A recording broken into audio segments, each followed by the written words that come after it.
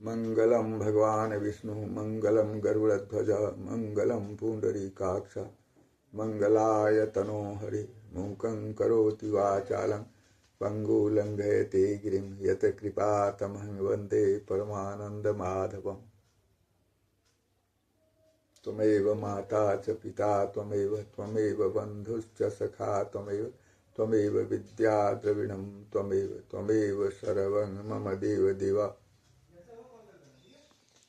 मित्रों, प्रिय भगवद भक्तों, आज आप सुनेंगे श्रीमद् भगवद गीता का 13वां अध्याय अर्थ सहित। इसका नाम क्षेत्र क्षेत्रज्ञ विभाग योग भी है। सुनाता हूँ। श्री भगवान वाच इदं शरीरं कौन्तेय क्षेत्रमित्यभिधीयते एतद्यो वेत्ति तं प्राहुः क्षेत्रज्ञ इति तद्विदः। श्री भगवान बोले, हे अर्जुन, यह शरीर क्षेत्र इस नाम से कहा जाता है और इसको जो जानता है उसको क्षेत्रज्ञ इस नाम से उनके तत्व को जानने वाले ज्ञानी जन कहते हैं। क्षेत्रज्ञं चापि मां विद्धि सर्व क्षेत्रेषु भारत क्षेत्र क्षेत्रज्ञयोर ज्ञानं यत्तद् ज्ञानं मतं मम। हे अर्जुन, तू सब क्षेत्रों में क्षेत्रज्ञ अर्थात जीवात्मा भी मुझे ही जान, और क्षेत्र क्षेत्रज्ञ का अर्थात विकार सहित प्रकृति का और पुरुष का जो तत्व से जानना है वह ज्ञान है, ऐसा मेरा मत है।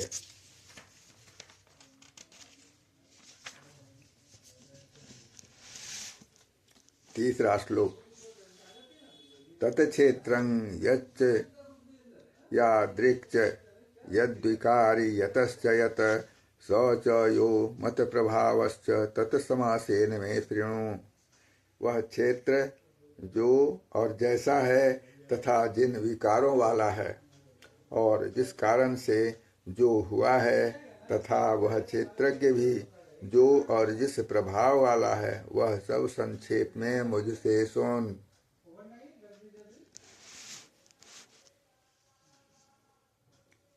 ऋषिभिर्बहुधा गीतं छन्दोभिर्विविधैः पृथक् ब्रह्मसूत्र पदैश्चैव हेतुमद्भिर्निश्चितैः।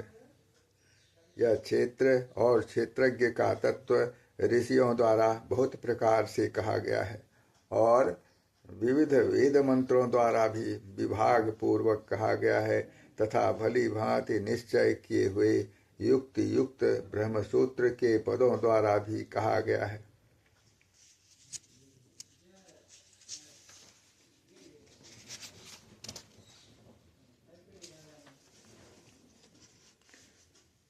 पांचवा श्लोक। महाभूतान्यहंकारो बुद्धिर्व्यक्तमेव च इंद्रियाणि दशैकं च पंचचेन्द्रिय गोचरा। 5 महाभूत अहंकार, बुद्धि और मूल प्रकृति भी तथा 10 इंद्रियां, 1 मन और 5 इंद्रियों के विषय अर्थात शब्द, स्पर्श, रूप, रस और गंध।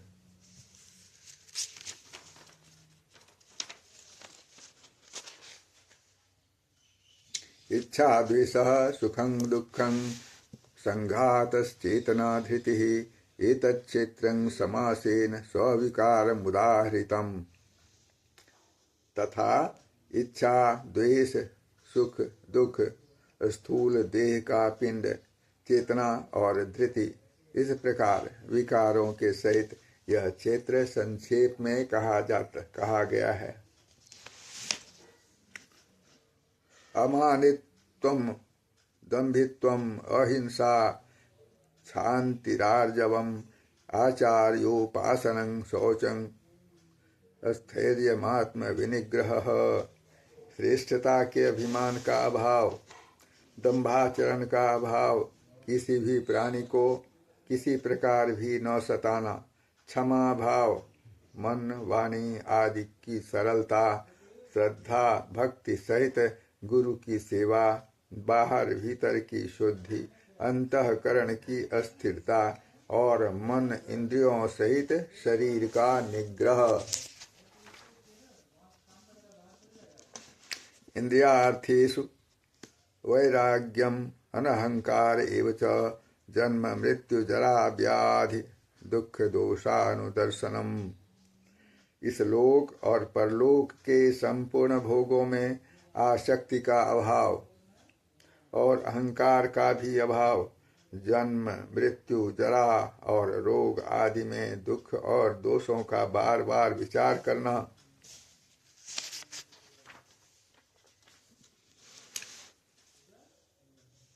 अशक्तिर नभिस्वंग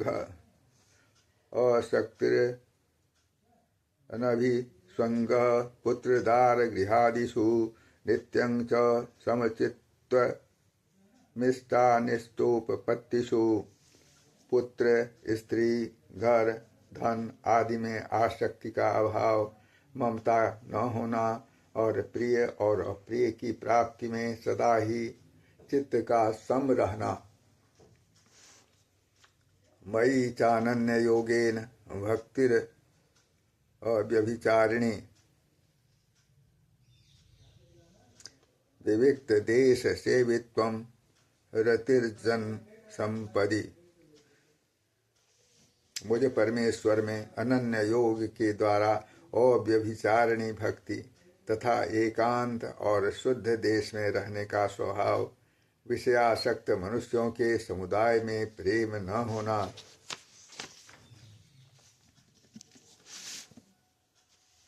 अध्यात्म ज्ञान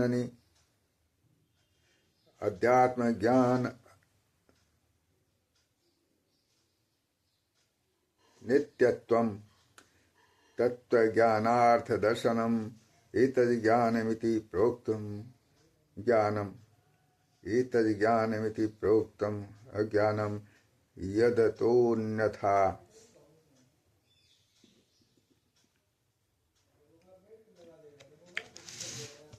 पुनः सुने से अध्यात्म ज्ञान नित्यत्वम तत्त्वज्ञानार्थ दर्शनम एतज्ज्ञानमिति प्रोक्तम अज्ञानम यदतोऽन्यथा। अध्यात्म ज्ञान में नित्य स्थिति और तत्व ज्ञान के अर्थ रूप परमात्मा को ही देखना, यह सब ज्ञान है, और जो इसके विपरीत है वह अज्ञान है, ऐसा कहा गया है।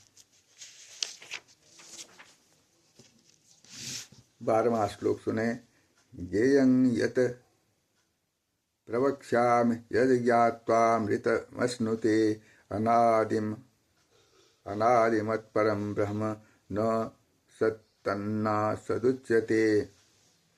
जो जानने योग्य है तथा जिसको जानकर मनुष्य परमानंद को प्राप्त होता है, उसको भली भांति कहूँगा। वह अनादि वाला परब्रह्म न सत ही कहा जाता है न असत ही। सर्वतः पाणिपादं तत्सर्वतोक्षि शिरोमुखं सर्वतः स्तुतिमल्लोके सर्वमावृत्य तिष्ठति।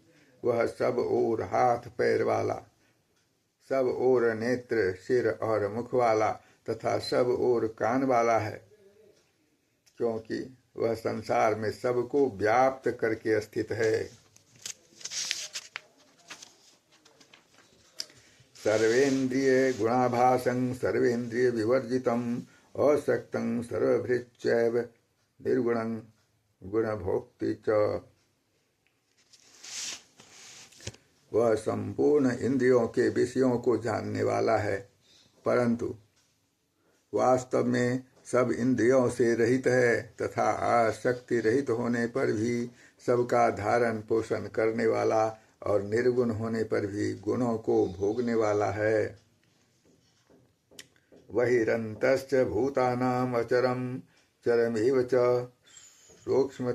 सूक्ष्मत्वात् तद्विज्ञेयं दूरस्थं चान्तिके च तत्।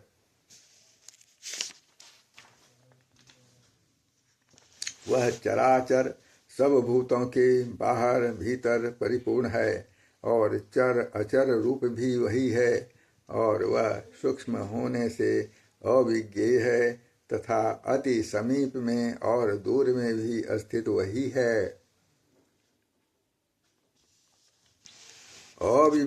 अविभक्तं च भूतेषु विभक्तमिव च अस्थितं भूतभर्तृ च तद्गेतं भूतभर्तृ च तद्गेयं ग्रसिष्णु प्रभविष्णु च।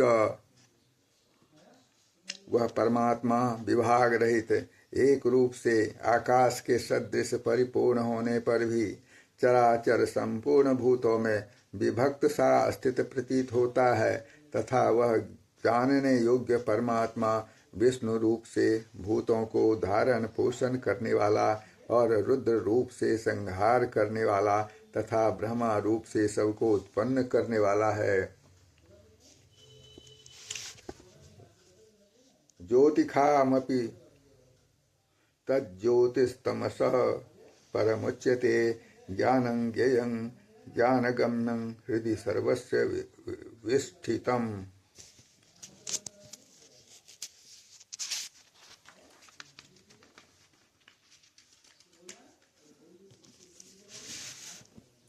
वह परब्रह्म ज्योतियों का भी ज्योति एवं माया से अत्यंत परे कहा जाता है।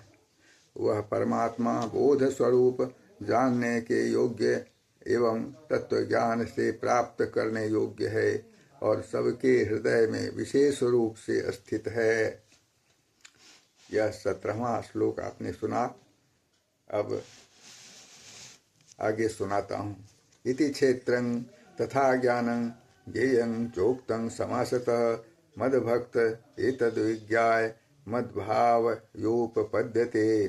इस प्रकार क्षेत्र तथा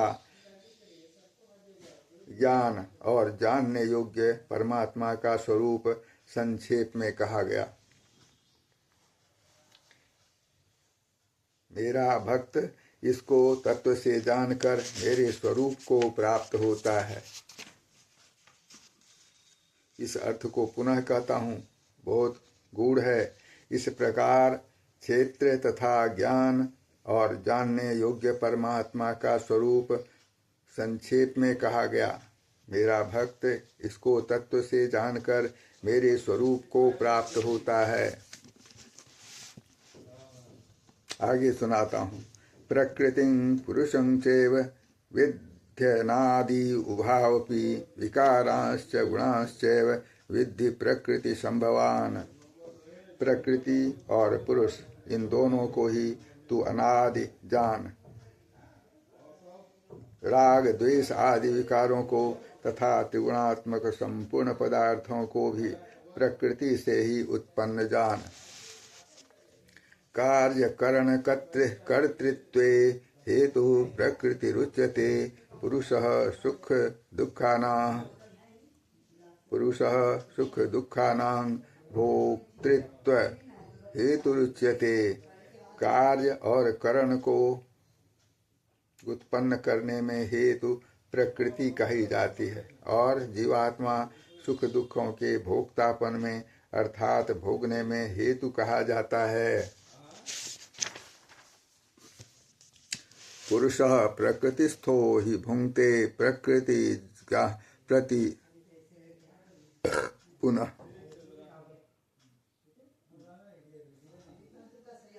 पुरुषः प्रकृतिस्थो हि भुंक्ते प्रकृति जान गुणान कारणं गुणसंगोस्य सद्यो निजन्मिषु।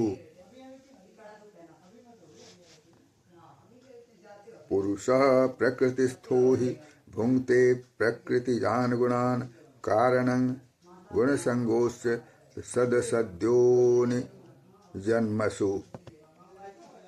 प्रकृति में स्थित ही पुरुष प्रकृति से उत्पन्न त्रिगुणात्मक पदार्थों को भोगता है और इन गुणों का संग ही इस जीवात्मा के अच्छी बुरी योनियों में जन्म लेने का कारण है।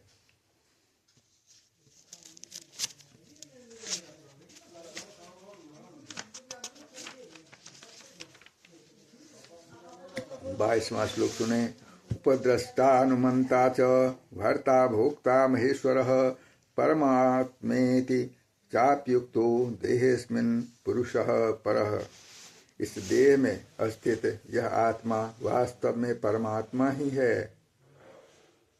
वही साक्षी होने से उपद्रष्टा और यथार्थ सम्मति देने वाला होने से अनुमंता, सबका धारण पोषण करने वाला होने से भर्ता, जीव रूप से भोक्ता, ब्रह्मा आदि का स्वामी होने से महेश्वर और शुद्ध सच्चिदानंद घन होने से परमात्मा ऐसा कहा गया है।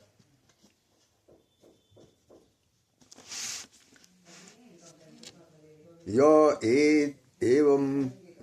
एवं वेत्ति पुरुषं प्रकृतिं च गुणैः सह सर्वथा वर्तमानोऽपि न स भूयोऽभिजायते।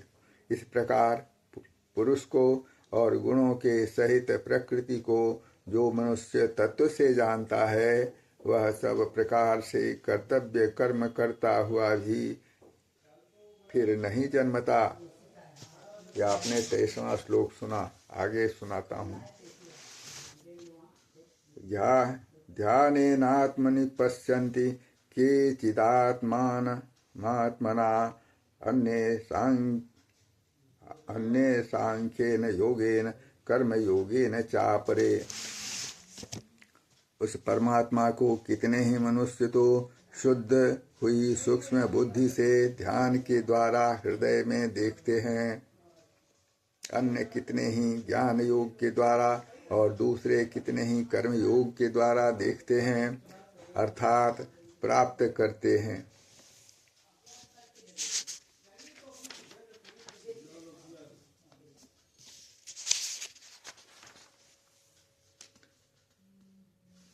अन्ये त्वेवं जानन्तः श्रुत्वान्येभ्य उपासते तेऽपि चाति तरन्त्येव मृत्युं श्रुतिपरायणाः। परंतु इनसे दूसरे अर्थात जो मंद बुद्धि वाले पुरुष हैं, वे इस प्रकार न जानते हुए दूसरों से अर्थात तत्व के जानने वाले पुरुषों से सुनकर ही तदनुसार उपासना करते हैं, और वे श्रवण परायण पुरुष भी मृत्यु रूप संसार सागर को निस्संदेह तर जाते हैं।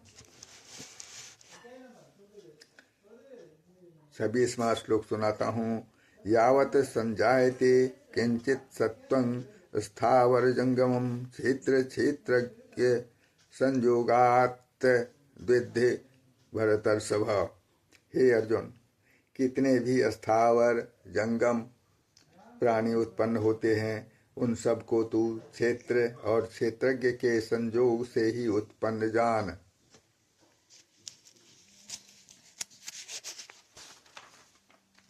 समं सर्वेषु भूतेषु तिष्ठन्तं परमेश्वरं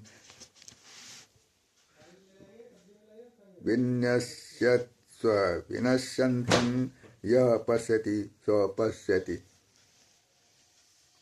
जो पुरुष नष्ट होते हुए सब चराचर भूतों में परमेश्वर को नाश रहित और समभाव से स्थित देखता है, वही यथार्थ देखता है। समं पश्यन् हि सर्वत्र समवस्थितमीश्वरं न हि न्यस्त्यात्मनात्मानं ततो याति परां गतिम्।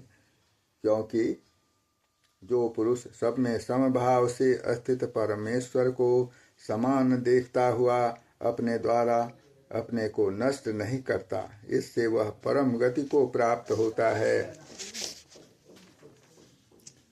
प्रकृत्यैव च कर्माणि क्रियमाणानि सर्वशः यः पश्यति यथात्मानं कर्तारं स पश्यति।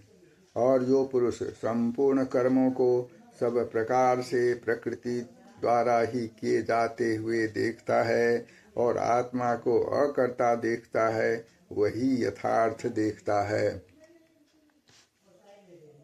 यदा भूत पृथग भाव मेकस्थ मनु पश्यति तत एव च विस्तारं ब्रह्म संपद्यते तदा। जिस क्षण यह पुरुष भूतों के पृथक पृथक भाव को एक परमात्मा में ही स्थित तथा उस परमात्मा से ही संपूर्ण भूतों का विस्तार देखता है, उसी क्षण वह सच्चिदानंद घन ब्रह्म को प्राप्त हो जाता है।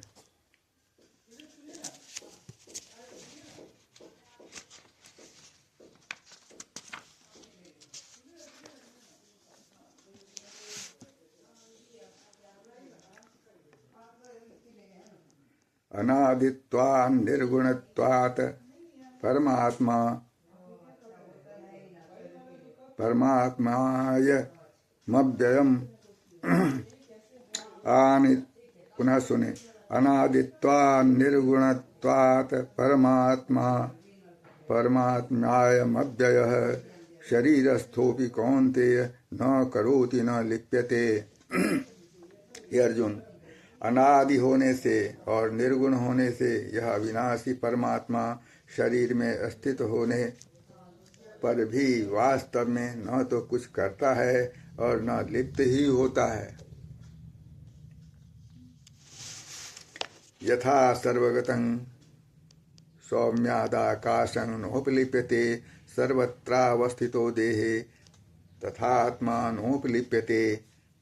जिस प्रकार सर्वत्र व्याप्त आकाश सूक्ष्म होने के कारण लिप्त नहीं होता, वैसे ही देह में सर्वत्र स्थित आत्मा निर्गुण होने के कारण देह के गुणों से लिप्त नहीं होता। 32वां सुना आपने, 32वां श्लोक। अब आगे सुनाता हूँ। यथा प्रकाशयत्येकः कृतस्नं लोकमिमं रविः क्षेत्रं क्षेत्री तथा कृतस्नं प्रकाशयति भारत। हे अर्जुन, जिस प्रकार एक ही सूर्य इस संपूर्ण ब्रह्मांड को प्रकाशित करता है, उसी प्रकार एक ही आत्मा संपूर्ण क्षेत्र को प्रकाशित करता है। क्षेत्र क्षेत्रज्ञयोरेव मंतरं ज्ञानचक्षुषा